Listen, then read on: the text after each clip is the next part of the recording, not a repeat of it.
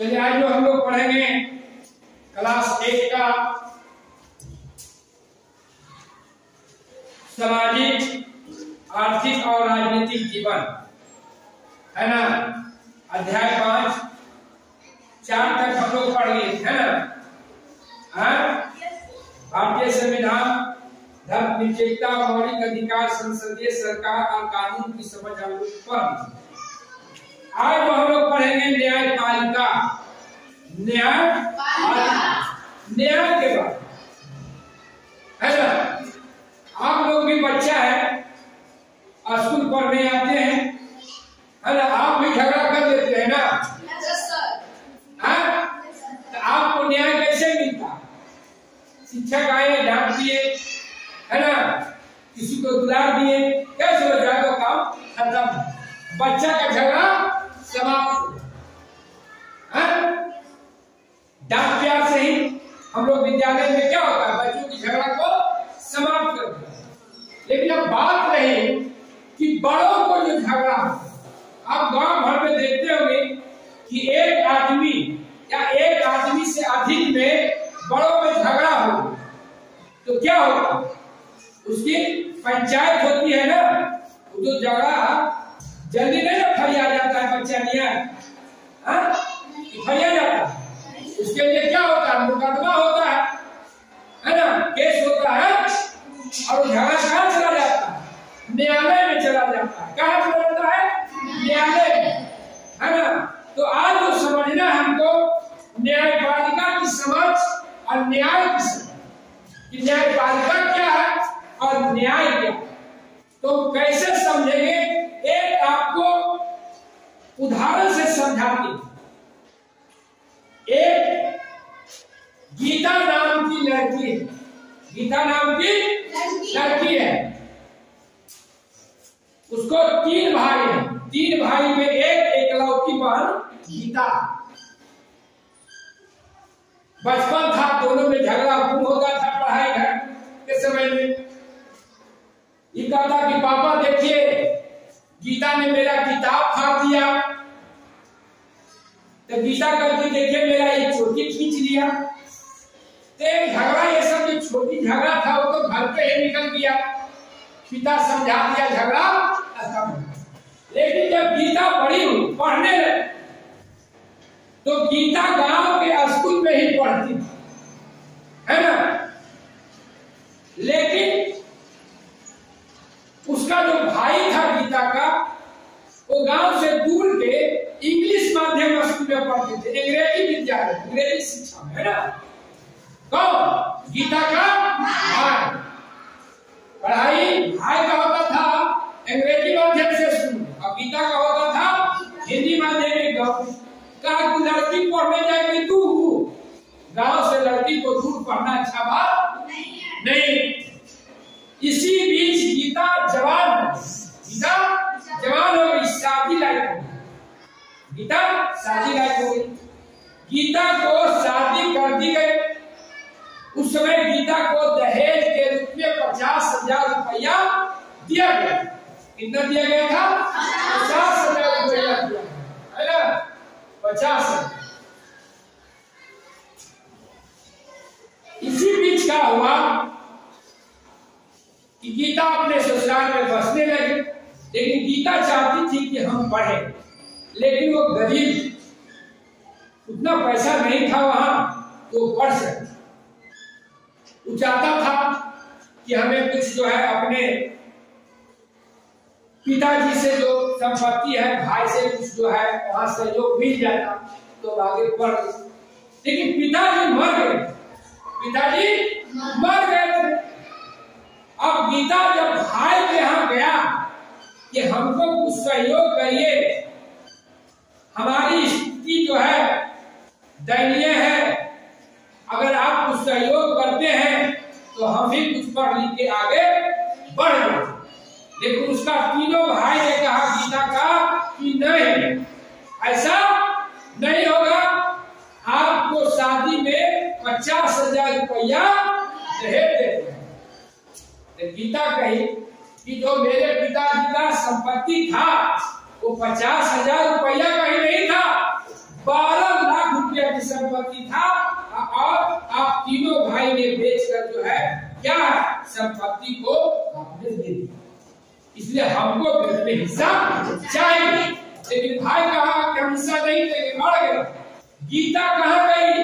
गांव के कचहरी में गई, गांव की कचहरी में गीता गई और कहा कि हमें न्याय करिए और हमें जो है पिता के संपत्ति में हमको क्या चाहिए? हिस्सा चाहिए।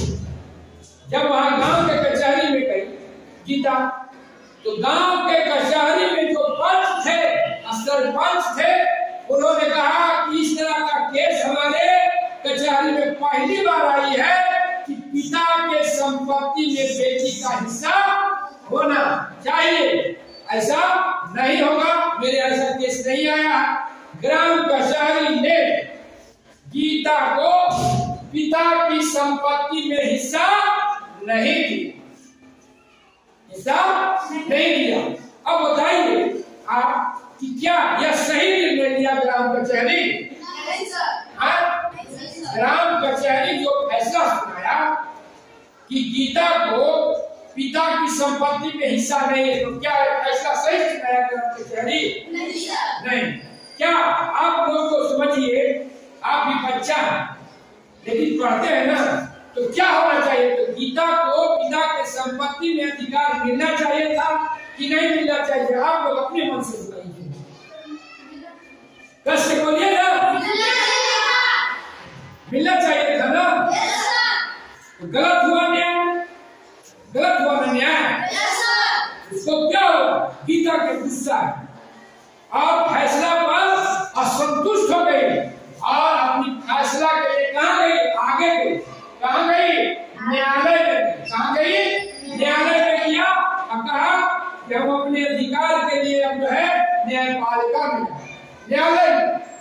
जब न्यायालय में गया वहां गीता और अपनी बात को रखी कि हमें जो है पिता की इतना संपत्ति था, तीनों भाई ने इतना आपको पैसा ले लिया, हमको उसमें से नहीं दी। तो न्यायपालिका ने गीता का और गीता के भाई का बात को सुनने के बाद न्यायपालिका ने फैसला सुनाई कि नहीं, पिता की संपत्ति में गीता का भी बराबरी का अधिकार है और जो 12 लाख में जमीन बिका है उसमें से 3 लाख गीता का भी होगा। इसका होगा गीता का भी। इसलिए हिंदू उत्तराधिकारी अधिनियम 1956, हिंदू उत्तराधिकारी अधिनियम 1956 में प्रावधान है कि बेटा हो या बेटी सबका क्या है? अपने पिता और माता के संपत्ति में बराबर का अधिकार। तो समझे न्यायपालिका क्या है? न्यायालय की समझ समझे कि आप जो है क्या, भारत एक जो है लोकतांत्रिक देश है, यहाँ सबको न्याय व्यवस्था एक समान है ना। किसी के लिए भेदभाव में बड़े हो और छोटे हो, गरीब हो और अमीर हो, भारत की न्याय व्यवस्था है जहाँ सबको बराबरी का अधिकार दिया गया है ना। किसी को कोई सता नहीं सकता। न्यायपालिका में शक्ति है, न्यायपालिका में शक्ति है। आपको बता रहे हैं कि सबसे पहले भारत में उच्च न्यायालय की स्थापना आपको 1862 ईस्वी में कलकत्ता, मुंबई और चेन्नई में हुआ। कहाँ हुआ था? कलकत्ता, चेन्नई और मुंबई है ना। एक जो था, तीनों शहर जो था प्रेसिडेंशियल शहर था। कौन सा था? प्रेसिडेंशियल शहर था। और यहाँ 1862 ईस्वी में आपको उच्च न्यायालय की स्थापना हुई। उसके बाद अन्य न्यायालय की व्यवस्था हुई अन्य राज्यों, है ना, जैसे पटना हो, अन्य बिहार हुआ, है ना। जो है कि 2 राज्य को मिला के भी आपको एक उच्च न्यायालय है ना। जैसे आपका पंजाब हरियाणा के लिए कितना है? एक उच्च न्यायालय है ना। कहाँ? चंडीगढ़। कहाँ है? चंडीगढ़। है ना। और आपको दिल्ली में जो है उच्च न्यायालय कब बना था? 1966 में। दिल्ली में कब बना था? 1966 में, है ना। और आपको जान लीजिए जो उत्तर और पूरब में जो 7 गो राज्य है ना, उसके लिए उच्च न्यायालय की व्यवस्था कहाँ है? गुवाहाटी में। कहाँ है? गुवाहाटी में, है ना, उच्च न्यायालय की व्यवस्था। जहां अब देखिए न्यायालय की भूमिका और समय आपको पिछला अध्याय में पढ़ाया गया था, है ना।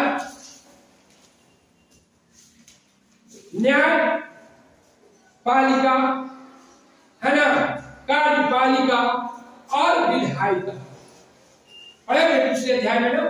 Yes sir. कि कार्यपालिका आपको देखिए एक्टिविटी भी कराया गया था कि कैसे जो है संसद भवन में बिल बनता है, बिल पास होता है ना। तो सम्मिलित रूप से जो है आपका विधायिका क्या करता था? कानून बनाता था, है ना। वहां बिल लाया जाता था, पास होता था। आप लोग भाग लिए थे एक्टिविटी में शिक्षा के अधिकार अधिनियम पर। कुछ लोग थे बिल को पास किया जाए, कुछ लोग कहते थे कि बिल को पास नहीं किया जाए, लेकिन जिसका बहुमत हुआ था तो बिल का हुआ था, बिल पास हुआ था ना। तो विधायिका क्या करती है? कानून बनाई ना। कानून कौन बनाए? विधायिका। और उसको लागू कौन करता है? कार्यपालिका, है ना। और न्यायपालिका क्या है? न्यायपालिका स्वतंत्र है ना। जो उचित होगा, जो जिसका अधिकार है, क्या मिलना चाहिए, क्या गलत है, क्या सही है, वो कब तक करती है? न्यायपालिका तय करती है।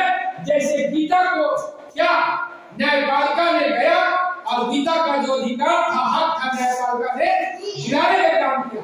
इस तरह से हमारा भारत का जो न्याय व्यवस्था है क्या है? स्वतंत्र है, उस पर कोई बंदिश नहीं है। न्यायपालिका जो है, जो होगा, जो सोच और समझ का जो है सही फैसला सुनाएगी। वो गरीब हो अमीर हो उससे अंतर नहीं। तो आज जो है हम लोग भाग जो है 1 में इतना ही रखते हैं ना, और नेक्स्ट जो बचा हुआ है उसको हम लोग भाग 2 में पढ़ेंगे।